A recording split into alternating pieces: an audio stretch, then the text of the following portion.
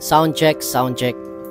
So ayun mga par, after 2.5 years ay magpapaalam na kami dito sa The Rooftop Wings and Beer.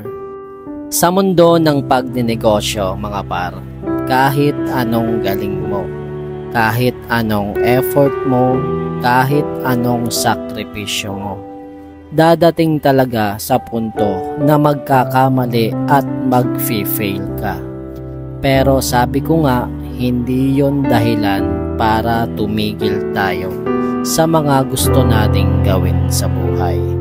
Tuloy lang ang pangarap. Sobrang sakit at lungkot at puot ang mararamdaman mo kapag nag-fail ka.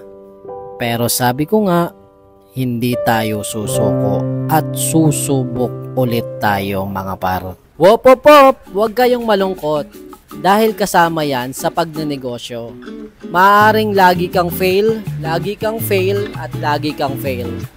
Pero, mas magiging talunan ka lang kapag sumuko ka.